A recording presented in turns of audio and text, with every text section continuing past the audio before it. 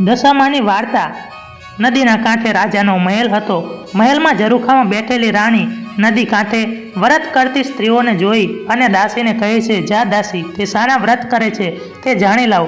દાસીએ ત્યાં જઈ અને તેને સંપૂર્ણ માહિતી મેળવી આવી અને રાણીને કહ્યું કે માં, તે દશામાના વ્રત કરે છે। ત્યારે રાણીએ આ દશામાનું વ્રત લેવા વિચાર્યું। જ્યારે રાણી રાજાને કહેવા લાગી ત્યારે રાજા તેને વ્રત કરવાની ના પાડે છે અને દશામાનું અપમાન કર્યું। આથી દશામાં કોપાયમાન થાય છે અને જ્યારે રાત્રે રાજાને સ્વપ્નમાં આવી કે જા, સવારે તારી ભિખારી જેવી હાલત થશે। સવાર પડતા જ બીજો રાજા તે રાજ પર ચડાઈ કરે છે।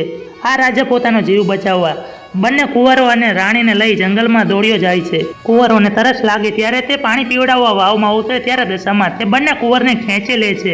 રાજા રાણી રોતા કકળતા આગળ ચાલે છે। આગળના ગામનો રાજા તેનો દીકરો ખોવાઈ ગયો હોય છે ત્યારે તેનું માથું આ રાજાની પાસે હોય એવો ગુનો કરી અને આ રાજાને કારવાસમાં કોટડીમાં પૂરે છે। રાણી રોતી કકળતી એકલી રહેતી થાય છે અને જંગલમાં જઈ ઘાસ લાકડા લઈ અને પોતાનો જીવન નિર્વાહ કરે છે। 12 મહિના પછી દશામાનું વ્રત આવે છે ત્યારે રાણી દશામાનું વ્રત કરે છે।